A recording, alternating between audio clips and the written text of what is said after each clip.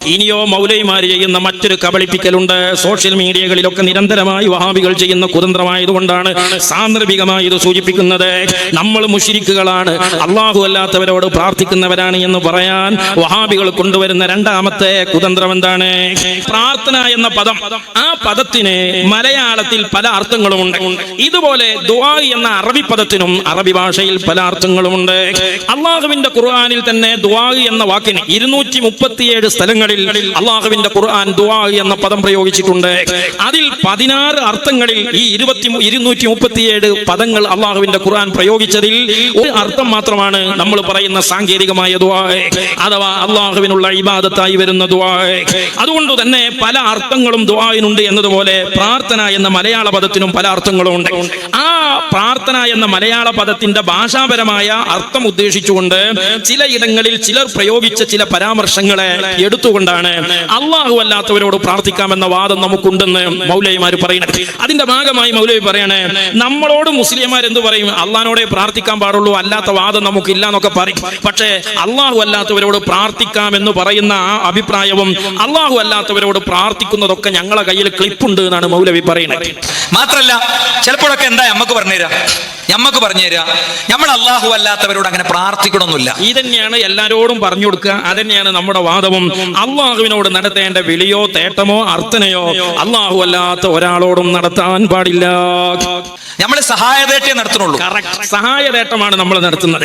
ആ സഹായതേട്ടത്തിന് ഭാഷാപരമായി പ്രാർത്ഥന എന്ന് ചിലപ്പോൾ ചിലയിടങ്ങളിൽ എഴുത്തിലോ പ്രസംഗത്തിലോ ആരെങ്കിലും പ്രയോഗിച്ചിട്ടുണ്ടാകും. ഏതുപോലെ ദുആ എന്ന അറബി പദത്തെ അള്ളാഹുവിനുള്ള ഇബാദത്ത് എന്ന ഉദ്ദേശത്തിലും ആശയത്തിലും അല്ലാതെ ഭാഷാപരമായി പലയിടങ്ങളിൽ ഖുർആൻ പ്രയോഗിച്ചതുപോലെ തന്നെ വെറും സഹായതേട്ടം മാത്രമേ നമ്മൾ നടത്തുന്നുള്ളൂ. അമ്പിയ ഔലിയാക്കളോട് നമ്മൾ നടത്തുന്ന ഇസ്തിഹാസ വെറും സഹായതേട്ടമാണ്, കേവലം സഹായതേട്ടമാണ്. അപ്പോ അള്ളാഹു അല്ലാത്തവരോട് പ്രാർത്ഥിക്കാമെന്ന അഭിപ്രായം നമുക്കുണ്ട് എന്നതിന് ഇനി മൗലവി തെളിവ് കൊണ്ടുവരുന്നത് എന്താണ്? മൗലവിമാര് വട്ടം കൂടിയിട്ട് ആടിനെ പട്ടിയൊക്കെയാണ്. ബഹുമാനപ്പെട്ട ഹക്കീം ഉസ്താദി അടുത്ത ദിവസം നോളജ് സിറ്റിയുമായി ബന്ധപ്പെട്ട ഒരു വിഷയം പറയുന്നിടത്ത് ബദരീങ്ങളോട് ഇസ്തിഹാസ നടത്തി, ബദരീങ്ങളോട് സഹായം തേടി എന്ന് പറയുന്നിടത്ത് സഹായം തേടുക അല്ലെങ്കിൽ അപേക്ഷിക്കുക എന്ന അർത്ഥം ഉദ്ദേശിച്ചുകൊണ്ട് പ്രാർത്ഥന എന്ന മലയാള പദത്തെ ഭാഷാപരമായി ഉപയോഗിച്ചിട്ടുണ്ട്. അത് വെച്ചുകൊണ്ടാണ് അള്ളാഹുവിനോട് നടത്തേണ്ട പ്രാർത്ഥന അള്ളാഹു അല്ലാതെ ബദരീങ്ങളോടും നമ്മൾ നടത്തുന്നുണ്ട് എന്ന് സ്ഥാപിക്കാൻ വഹാബി പുരോഹിതന്മാർ ശ്രമിക്കുന്നത്. അള്ളാഹു പ്രാർത്ഥിക്കുന്നുണ്ട്, പ്രാർത്ഥിച്ചിട്ടുണ്ട് എന്ന് തന്നെ നേർക്ക് നേരെ അവർ തന്നെ പ്രഖ്യാപിക്കുന്നിടത്തേക്ക് എത്തിയിട്ടുണ്ട്. അതാ ഇതുവരെ നമ്മൾ അങ്ങനെ പറയലില്ല എന്ന് ഇയാൾ പറയുന്നത്. അള്ളാഹു അല്ലാത്തവരോട് പ്രാർത്ഥിക്കാം എന്ന് നമ്മൾ പറയലില്ല ഇതുവരെ എന്നാണ് ഇയാൾ പറയുന്നത്. മറ്റേ മൂപ്പര് പറഞ്ഞത് പണ്ടേ നമ്മൾ അങ്ങനെ പറയലുണ്ട് എന്നാണ്. അതന്നെ ഒരു വൈരുദ്ധ്യമാണ്. ഇനി അദ്ദേഹം അതിന് തെളിവായി കൊണ്ടുവരുന്നത് ഭാഷാപരമായി ഉപയോഗിച്ച പ്രാർത്ഥന എന്ന പദത്തെയാണ്. മകൻ അബ്ദുൽ ഹക്കീം അസ്ഹരിയുടെ ഒരു ക്ലിപ്പുമായി ബന്ധപ്പെട്ട് നമുക്ക് ശ്രദ്ധിക്കാം. നോളജ് സിറ്റിയുടെ പ്രവർത്തന മേഖലയിൽ ഒരുപാട് തടസ്സങ്ങളുണ്ടായി, ഒരുപാട് പ്രതിബന്ധങ്ങളുണ്ടായി. അപ്പോഴൊക്കെ നമ്മൾ ബദരീങ്ങളെ വിളിച്ചുകൊണ്ട് പ്രാർത്ഥിച്ചു. ഇത് പറഞ്ഞതിന്റെ ശേഷം ഇനി ഭാഷാപരമായി അതിന്റെ അർത്ഥം ഒന്നുകൂടി മൂപ്പര് പറയുന്നുണ്ട്, സഹായം തേടി. നമ്മൾ ബദരീങ്ങളെ വിളിച്ചുകൊണ്ട് പ്രാർത്ഥിച്ചു, ബദരീങ്ങളെ വിളിച്ചുകൊണ്ട് സഹായം തേടി.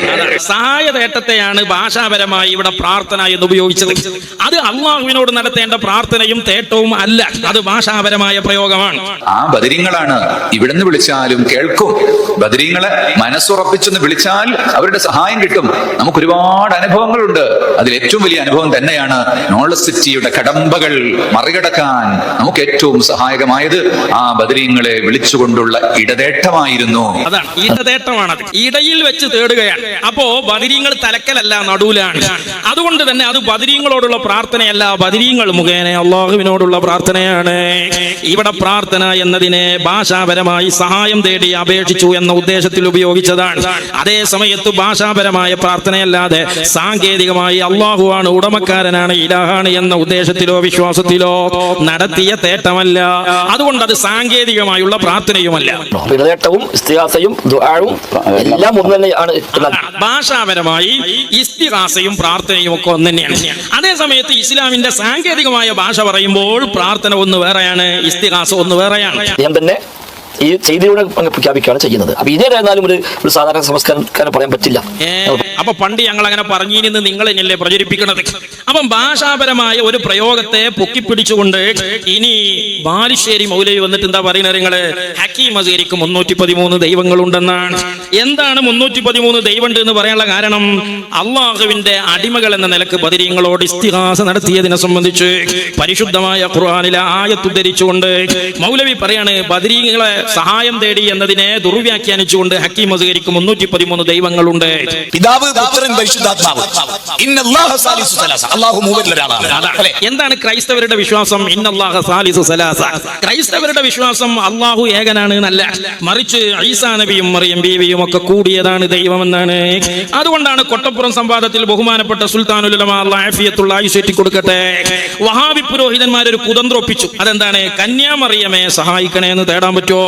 കന്യാമറിയമേ സഹായിക്കണേ എന്ന് തേടാൻ പറ്റുമോ എന്ന് ബഹുമാനപ്പെട്ട AP ഉസ്താദിനോട് വഹാബി പുരോഹിതന്മാര് ചോദിക്കുകയാണ്. അപ്പോ AP ഉസ്താദ് പറഞ്ഞു, അങ്ങനെ ഒരു മറിയമാണ് ഞങ്ങൾക്ക് പരിചയമല്ല, അതാരാണ്?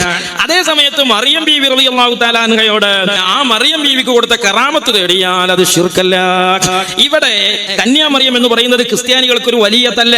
അവർ കന്യാമറിയമിൽ നിന്ന് തേടുന്നത് അള്ളാഹുവിന്റെ അടിമ എന്ന നിലക്ക് അള്ളാഹു പ്രകടമാക്കുന്ന കറാമത്തുമല്ല. ഇതുപോലെ ഈസാ നബി അലൈഹിസ്സലാം, യഥാർത്ഥത്തിൽ ഈസാ നബി തന്നെയാണോ ക്രൈസ്തവർ പറയുന്ന യേശു ക്രിസ്തു? ഈ ക്രൈസ്തവർ ഉയർത്തിക്കാണിക്കുന്ന രൂപങ്ങളും അവർ പരിചയപ്പെടുത്തുന്ന വ്യക്തിയും അല്ല ഈസാ അലൈഹിസ്സലാം. കാരണം ഈസാ അലൈഹിസ്സലാമിനെ കുറിച്ച് അള്ളാഹു പറഞ്ഞത് ഒരിക്കലും ഈസാ നബിയെ കുരിശിൽ തറച്ചിട്ടില്ല.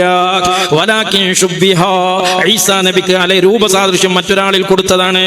അപ്പൊ ഇവരീ കൊണ്ടെടുക്കുന്നതല്ല നമ്മളെ ഈസാ അലൈഹിസ്സലാം. അതുകൊണ്ട് തന്നെ അവർ തേടുന്ന, അവർ വിശ്വസിക്കുന്ന ഈസാ നബി പ്രവാചകനല്ല. അവർ ഈസാ നബിയിൽ നിന്ന് തേടുന്നത് ഒരിക്കലും മുഅ്ജിസത്തുമല്ല. എന്നാൽ സഹോദരങ്ങളെ, നമ്മളെ ഹബീബായ റസൂലുള്ളാഹി സ്വല്ലല്ലാഹു അലൈഹി വസല്ലം തങ്ങളിൽ നിന്ന് തേടുന്നത് മുഅ്ജിസത്താണ്. ആ ഹബീബായ തങ്ങളെ നമ്മൾ വിശ്വസിക്കുന്നത് ദൈവമെന്നു തന്നെയല്ല. അതുകൊണ്ടല്ലേ ഇമാം ബൂസൂരി റളിയല്ലാഹു തആല അൻഹു തങ്ങളെ ആ ബുർദയിൽ അവിടെ നിന്ന് അടിവരയിട്ടുകൊണ്ട് തൗഹീദിന്റെ മർമ്മം പറയുകയാണ്. ദഅമദഅതുഹുന്ന സ്വറാഫി നബീഹിമി വഹകും ബിമാ ശിഅത മദ്ഹം ഫീഹി വഹ്തകിമി. ഇന്നല്ലാഹ സാലിസു സലാസ എന്ന് ഈസാ അലൈഹിസ്സലാമിലും മാതാവിലും ആരോപിച്ച ക്രൈസ്തവരുടെ വിശ്വാസം നിങ്ങൾ വെച്ചു പുലർത്തരുത് എന്ന് അസന്നിഗ്ധമായി പറഞ്ഞ ഗ്രന്ഥമാണ്, കാവ്യമാണ് ബുർദ. എന്നാലും വഹാബികൾ അതിൽ ശിർക്കുണ്ടെന്ന് പറയുന്നതിന്റെ കാരണം മറ്റൊന്നാണ്. ഇരിക്കട്ടെ, മുഅ്ജിസത്ത് വിരോധമാണ്, കറാമത്ത് വിരോധമാണ്. ഇനി മൗലവി തുടരാണ്. അതിനെ കേൾക്കാത്ത ആൾക്കാർ ഭൂമി മലയാളത്തിലുണ്ടോ, ലോകത്തിന്റെ ചോട്ടിലുണ്ടോ? AP ഉസ്താദിനെ കേട്ടോലോ ഒന്ന് കയ്യൊന്തിക്കുന്ന വഹാബികളെ സദസ്സിൽ ഇയാൾ ചോദിക്കുകയാണ്, നിങ്ങൾ ഹജ്ജിന് പോയാൽ ആരെങ്കിലും ഉണ്ടെങ്കിൽ ഒന്ന് കയ്യൊന്തിച്ചാണ്, ഉംറക്ക് പോയാലുണ്ടെങ്കിൽ ഒന്ന് കയ്യൊന്തിച്ചാണ് എന്നൊക്കെ നമ്മൾ അതിർപ്പത്ത് പറയില്ലേ? വഹാബി ആ ഒരു കോലത്തിൽ അപ്പൊ മനസ്സിലാക്കുന്നത്. അതൊരൊന്നൊന്നര മോനുമാണ്, ബാപ്പാക്കൊത്ത മോനാണ്. അള്ളാഹു രണ്ടാക്കും ആഫിയത്തും ആയുസ്സും കൊടുക്കട്ടെ. 314 ദൈവമുണ്ട്. എത്രണ്ട്? കാന്തപുരത്തിന്റെ പൊന്നാര പുത്രൻ ലോകത്തോട് പറയുന്നത് 314 ദൈവമുണ്ട്. ആരെങ്കിലും ഭൂമി മലയാളത്തിൽ അങ്ങനെ ഹക്കീം ഉസ്താദിന്റെ ഒരു പ്രസംഗം കേട്ട് കാണും. ഇനി ഹക്കീം ഉസ്താദിന്റെ പ്രസംഗം ഇംഗ്ലീഷിലും ഉറുദുവിലും നമുക്ക് തിരിയാത്ത പല ഭാഷയിലുണ്ടാവും. ഏതെങ്കിലും ഭാഷയിൽ ആരെങ്കിലും അങ്ങനെ ഒരു പരാമർശം കേട്ടിട്ടുണ്ടോ? ഇല്ല. ബദരീങ്ങളോട് പ്രാർത്ഥിച്ചു എന്ന് ഹക്കീം ഉസ്താദ് പറഞ്ഞപ്പോൾ അത് ശിർക്കും, അത് ബദരീങ്ങളെ ദൈവമാക്കലും ആകാതിരുന്നത് എന്തുകൊണ്ടാണ്? ബദരീങ്ങൾ ദൈവമാണ്, 313 അല്ല 1.5 ഇലാഹ് പോലും ഉണ്ട് എന്ന് ഹക്കീം ഉസ്താദ് വിശ്വസിക്കുകയോ പറയുകയോ ചെയ്യാത്തത് കൊണ്ടാണ്. അദ്ദേഹം എന്ന് മാത്രമല്ല ഒരു സുന്നിക്കും അങ്ങനെ വിശ്വാസമില്ല. നമുക്കില്ലാത്ത വിശ്വാസം നമ്മുടെ പെരടിയിൽ വെച്ച് കെട്ടുകയാണ്. അതിന് മൗലവിമാർ ഉപയോഗപ്പെടുത്തിയതോ പ്രാർത്ഥന എന്ന ഒരു പദത്തെ ഭാഷാപരമായി അപേക്ഷിച്ചു സഹായം തേടി എന്ന അർത്ഥത്തിൽ ഉപയോഗിച്ചതാണ്. ഇനി ഹക്കീം ഉസ്താദിന് 313 ദൈവമുണ്ട്, മുസ്ലിമീങ്ങളൊക്കെ അള്ളാഹു അല്ലാത്തവരോട് ആരാധിക്കുന്നവരാണ് എന്ന് സ്ഥാപിക്കാൻ മൗലവി ഖവാരിജികളെ പിന്തുടർന്നുകൊണ്ട് ഒരു ആയത്ത് ഓതുകയാണ്. ആ ആയത്ത് സൂറത്തുൻ നൂഹിലെ ആയത്താണ്. പക്ഷേ ആയത്ത് ഇങ്ങനെ മൗലവി ഓതി വരുമ്പോൾ എന്താ കിട്ടുക? നിങ്ങളെ ഹക്കീം അസ്ഗരിക്ക് മാത്രമല്ല നൂഹ് നബിക്കും 900 ദൈവമുണ്ട് എന്ന് വരികയാണ്. കാരണം എന്താണ്? മൗലവി അതിനെ സ്ഥാപിക്കാൻ വേണ്ടി ഓതിയ സൂറത്തുൻ നൂഹിലെ ആയത്ത് ഏതാണ്? മഹാനായ നൂഹ് നബി അലൈഹി സ്വലാത്തു വസ്സലാം അല്ലാഹുവിനോട് പറയുകയാണ്, ഖാല റബ്ബി ഇന്നി ദഅവ്തു ഖൗമി ലൈലൻ വനഹാറാ. ഖാല നൂഹ് നബി അലൈഹിസ്സലാം പറയാണ് റബ്ബി തമ്പുരാനെ ഇന്നി ദഅഉതു. വഹാബികളുടെ അർത്ഥപ്രകാരം എന്താണ് പറയേണ്ടത്? ഞാൻ ആരാധിച്ചു, ഞാൻ ദ്വാരുന്നു, ഞാൻ പ്രാർത്ഥിച്ചു. ആരോട്? ഖൗമി, എന്റെ നാട്ടുകാരോട്. ലൈലം വനഹാറ, രാപ്പകൽ വ്യത്യാസമില്ലാതെ. അപ്പോ മലയാള പ്രസംഗത്തിൽ ഹക്കീം അസ്ഗരി ഭാഷാപരമായി പ്രാർത്ഥന എന്ന് ഉപയോഗിച്ചതുകൊണ്ട് ഹക്കീം അസ്ഗരിക്ക് ഇസ്തിഗാസ ചെയ്യപ്പെട്ട 313 ബദരീങ്ങൾ ദൈവമാവുകയും പ്രാർത്ഥന ആ അർത്ഥത്തിൽ ആരാധനയാവുകയും ചെയ്യുകയാണെങ്കിൽ ഇന്നി ദഅഉതു ഖൗമി ലൈലം വനഹാറ എന്ന് പറഞ്ഞു കൊടുത്ത ദുആവും അതുപോലെ ആകണം. ആവൂല. എന്തുകൊണ്ട്? പ്രാർത്ഥന എന്ന പദത്തിനുമുണ്ട് പല അർത്ഥങ്ങളും, ദുആ എന്ന വാക്കിനുമുണ്ട് പല അർത്ഥങ്ങൾ. ഏത് വിശ്വാസത്തിലാണോ ഇത് പ്രയോഗിച്ചതും പ്രവർത്തിച്ചതും അതിനനുസരിച്ചാണ് അത് ഇബാദത്തും അല്ലാത്തതുമാകുന്നത്. ഇന്ന് കേരളത്തിൽ ഒരു മൊയ്ലിയാരുടെ അഖീദയും നബിമാർക്കുണ്ടായിരുന്നില്ല. അത് മൗലവിമാരും മുസ്ലിമീങ്ങളും വിശ്വസിക്കുന്ന നബിമാരെ മൗലവിമാരും മനസ്സിലാക്കിയിട്ടില്ല എന്നുള്ളത് കൊണ്ടാണ്. അത് തെളിയിക്കാൻ കഴിവോടുകൂടിയാണ് ഞാൻ ഇവിടെ കയറിയിരിക്കുന്നത്. അത്ര ഇയാൾക്ക് സംഗതി ഒരു ലൂസ് കണക്ഷനുള്ള പ്രശ്നമുള്ളൂ, വേറെ കഴിവുകേടൊന്നുമില്ല. വലിയ കഴിവോടുകൂടി അള്ളാഹുവിന്റെ ഗ്രന്ഥത്തിൽ നിന്ന് നിങ്ങൾ കേട്ടോളിട്ടോ. ഖാല റബ്ബി ഇന്നി ദഅഉതു ഖൗമി ലൈലം വനഹാറ. ആയത്ത് എന്തിനാ ഓതുന്നത്? ബദരീങ്ങളോട് സഹായം തേടി അപേക്ഷിച്ചു എന്ന അർത്ഥത്തിൽ പ്രാർത്ഥന എന്ന് ഉപയോഗിച്ച ഹക്കീം അസ്ഗരിക്ക് 313 ദൈവമുണ്ട് എന്ന് പറയാനാണ്. അത് പറയാൻ വേണ്ടി ഇനി മൗലവി ആയത്തങ്ങോട്ട് ഓതിയാൽ നൂഹ് നബിക്ക് 1,000 ദൈവമുണ്ട് എന്ന് വരാൻ പോകുകയാണ്. ഖാല റബ്ബി, എന്റെ റബ്ബേ, ഇന്നി ദഅഉതു ഖൗമി, ഞാൻ എന്റെ ജനതയോട് ആരാധിച്ചു പടച്ചോനെ, ഞാൻ എന്റെ ജനതയോട് പ്രാർത്ഥിച്ചു പടച്ചോനെ. നാട്ടുകാരോട് ദ്വാരക്കാണ് പണി ഇനി നൂഹ് നബി. അപ്പൊ നാട്ടുകാരൊക്കെ നൂഹ് നബിയുടെ ദൈവമാണ്, ഇലാഹാണ്.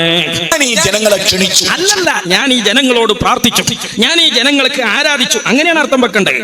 വിളിച്ചു. എങ്ങോട്ട്?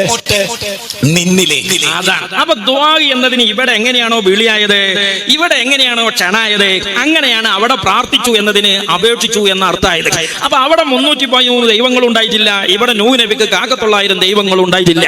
അറബി ഭാഷയിലെ ദുആഇനെ പലർത്ഥത്തിൽ ഉപയോഗിക്കുന്നത് പോലെ മലയാളത്തിലെ പ്രാർത്ഥനയും ഉപയോഗിച്ചതാണ്. ഇനി അതൊന്നുകൂടി വ്യക്തമാകാൻ മൗലവി അതേ സൂറത്തിൽ നിന്ന് വേറെ ഒരു ആയത്തോതുകയാണ്. ആയത്തോതിയിട്ട് മൗലവി ജമാഅത്തെ ഇസ്ലാമിക്ക് തൗഹീദ് പഠിപ്പിക്കുകയാണ്. എന്താ കാരണം? ജമാഅത്തെ ഇസ്ലാമി പറഞ്ഞു ബദരീങ്ങളെ വിളിച്ചാൽ ബദരീങ്ങൾ ദൈവമാകുമെന്നത് ഉറപ്പാണ്. എന്നാൽ ബദരീങ്ങളോട് സഹായം തേടിയാൽ മാത്രമല്ല ഇസ്ലാം എന്ന് പുറത്തു പോകുക. ഇന്ത്യ രാജ്യം ഭരിക്കുന്ന മുസ്ലിം ഭരണാധികാരികളെ വഴിപ്പെട്ടാലും അനുസരിച്ചാലും അത് ഈ രാജ്യത്തെ നരേന്ദ്രമോദിയെ ദൈവാക്കലാണ്, പിണറായിയെ പടച്ചോനാക്കലാണ് എന്ന് ജമാഅത്തെ ഇസ്ലാമി വാദിച്ച് അള്ളാഹു അല്ലാത്തവരെ അനുസരിക്കാൻ പാടില്ല, അത് അവർക്കുള്ള ഇബാദത്താണ് എന്നും പറഞ്ഞ് രംഗത്ത് വന്നു. അങ്ങനെ ഓര് പറഞ്ഞു സുന്നിയാള് മക്ബറിൽ പോയിട്ടാണ് മുശ്രിക്കായതെങ്കിൽ വഹാബികൾ പോലീസ് സ്റ്റേഷനിൽ പോയിട്ടാണ് മുശ്രിക്കായത് എന്ന് പറഞ്ഞു വന്നപ്പോ ബാലുശ്ശേരി മൗലവി ഇത്താഅത്തും അതുപോലെ തന്നെ ഇബാദത്തും തമ്മിലുള്ള വ്യത്യാസം പഠിപ്പിച്ചു കൊടുക്കുന്നുണ്ട്. അള്ളാഹുവിന്റെ ഖുർആനിലെ ഒരു ആയത്ത് ഓതിയിട്ട് എന്താണ് നൂഹ് നബി അലൈഹി സ്വലാത്തു വസ്സലാം ആ ജനതയോട് പറയുന്നത്? അനിഅ്ബുദുല്ലാഹ വത്തഖൂഹു വഅതീഊൻ. നൂഹ് നബി അലൈഹി സ്വലാം ജനങ്ങളോട് പറയാണ് അനിഅ്ബുദുല്ലാഹ, നിങ്ങൾ അല്ലാഹുവിനെ ഇബാദത്ത് ചെയ്യണം, വത്തഖൂഹു, അല്ലാഹുവിനെ സൂക്ഷിക്കണം, വഅതീഊൻ, എന്നെ വഴിപ്പെടണം, എന്നെ അനുസരിക്കണം. ഈ ആയത്ത് ഓതിയിട്ട് മൗലവി പറയാണ് ജമാഅത്തുകാർ പറയണ ഇത്താഅത്തൊന്ന് വേറെയാണ്, എല്ലാ ഇത്താഅത്തും ഇബാദത്തല്ല, ഇതുപോലെ എല്ലാ ദുആവും ഇബാദത്തല്ല. ജമാഅത്തെ ഇസ്ലാമിക്കും പിരിഞ്ഞു പോകാം, വഹാബികൾക്കും ഈ ആയത്ത് ക്ലിയർ ആവുന്നതോടുകൂടെ പിരിഞ്ഞു പോകാവുന്നതാണ്. നൂഹ് നബി പറയാണ്, നൂഹ് നബിനെ അല്ലാഹു അയച്ചു അവർക്ക് താക്കീത് നൽകുന്നതിന് വേണ്ടി. ഖാല യാ ഖൗമി ഇന്നി ലക്കും നദീർ മുബീൻ, ജനങ്ങളെ ഞാൻ നിങ്ങൾക്കുള്ള വ്യക്തമായ താക്കീതുകാരനാണ്. നൂഹ് നബി അലൈഹിസ്സലാം അവരോട് സംസാരിക്കുകയാണ്, ഞാൻ നിങ്ങൾക്കുള്ള താക്കീതുകാരനാണ്. അനി അബ്ദുല്ലാഹ് വത്തഖൂഹു, നിങ്ങൾ അല്ലാഹുവിനെ ആരാധിക്കണം, അവൻ നിങ്ങൾ തഖ്വയുള്ളവരാകണം, നിങ്ങൾ എന്നെ അനുസരിക്കണം. നൂഹ് അലൈഹിസ്സലാം പറയാണ് അനുസരണം വേറെ, ഇബാദത്ത് വേറെ.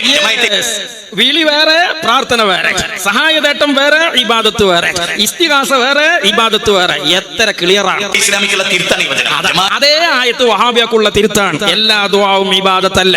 അങ്ങനെ ആയാൽ ഇന്നി ദഅഉതു ഖൗമി ലൈലം വനഹാറ എന്നിടത്ത് നൂഹ് നബി ശിർക്ക് ചെയ്തു എന്ന് പറയേണ്ടി വരും. എല്ലാ പ്രാർത്ഥനയും ഇബാദത്തല്ല, സാങ്കേതികമായ പ്രാർത്ഥനയാണ് ഇബാദത്ത്. ഇസ്ലാമിക്കുള്ള തിരുത്ത് എന്താ? അല്ലാഹുവിനെ ഇബാദത്ത് ചെയ്യണം, എന്നെ ഇബാദത്ത് ചെയ്യണം. അപ്പൊ ഇബാദത്ത് തന്നെ ഇബാദത്തല്ല അല്ല എന്നതുപോലെ സാങ്കേതികമല്ലാത്ത ദുആവും പ്രാർത്ഥനയും ഇബാദത്തല്ല. അങ്ങനെയാണെങ്കിൽ അല്ലാഹുവിനെ ഇബാദത്ത് ചെയ്യ, എന്നെ ഇബാദത്ത് ചെയ്യാന്ന് പറയും. റസൂലിനുള്ള അനുസരണം റസൂലിനുള്ള ഇബാദത്തല്ല, റസൂലിനുള്ള അനുസരണം അല്ലാഹുള്ള ഇബാദത്താണ്. അല്ലാഹുള്ള അനുസരണം അല്ലാഹുള്ള ഇബാദത്ത്. അല്ലാഹുവിനെ ഒരാൾ അനുസരിക്കുന്നു, അത് അല്ലാഹുള്ള ഇബാദത്ത്. ഉമ്മാനെ ഒരാൾ അനുസരിക്കുന്നു, അത് അത് ഉമ്മാക്കളെ ഇബാദത്താണോ? എന്താ വ്യത്യാസോ? എന്തുകൊണ്ടാണ് ഉമ്മാക്കുള്ള അനുസരണം അത് ഉമ്മാക്കുള്ള ആരാധനയാകാതെയായത്? എന്തുകൊണ്ടാണ് നബി സല്ലല്ലാഹു അലൈഹി വസല്ലം തങ്ങൾക്കുള്ള അനുസരണം നബി സല്ലല്ലാഹു അലൈഹി വസല്ലം തങ്ങൾക്കുള്ള ഇബാദത്താകാതിരുന്നത്? ഉമ്മാക്ക് അനുസരിക്കുന്നത് ഉമ്മ അടിമ എന്ന വിശ്വാസത്തിലാണ്. അള്ളാഹുവിന്റെ റസൂൽ സല്ലല്ലാഹു അലൈഹി വസല്ലം തങ്ങളെ അനുസരിക്കുന്നത് അള്ളാഹുവിന്റെ അടിമ എന്ന നിലക്കാണ്. അതുകൊണ്ട് ഉമ്മാനെയോ ഉസ്താദിനെയോ റസൂലിനെയോ അനുസരിച്ചാൽ അത് അവർക്കുള്ള ഇബാദത്താകൂല. എന്നാൽ അള്ളാഹുവിനെ അനുസരിച്ചാൽ അത് എന്തുകൊണ്ടാണ് ഇബാദത്താകുന്നത്? അത് ഉടമ എന്ന വിശ്വാസത്തിലാണ്, ഇലാഹ് എന്ന വിശ്വാസത്തിലാണ്, ആരാധ്യൻ എന്ന വിശ്വാസത്തിലാണ്. അപ്പൊ എന്തുകൊണ്ട് മനസ്സിലാക്കാൻ ജമാഅത്തെ ഇസ്ലാമി തെറ്റിപ്പോയി എന്ന് മനസ്സിലാക്കാൻ ഈ ഒരൊറ്റ വചനം, സൂറത്ത് നൂഹിലെ ഈ ഒരൊറ്റ വചനം, മൂന്നാമത്തെ ഈ വചനം വളരെ ക്ലാരിറ്റി വരുത്തിയ വചനം. വഹാബികൾ പഴച്ചുപോയി എന്നതിനും വളരെ ക്ലാരിറ്റിയാണ് ഈ വചനം. വഹാബികൾ എല്ലാ ദുആവും എല്ലാ പ്രാർത്ഥനയും ഇബാദത്താണ് എന്ന് പറയുന്നതിന്റെ വാദം മുനയൊടിക്കുന്ന ആയത്തും കൂടിയാണ് ഈ ആയത്ത്.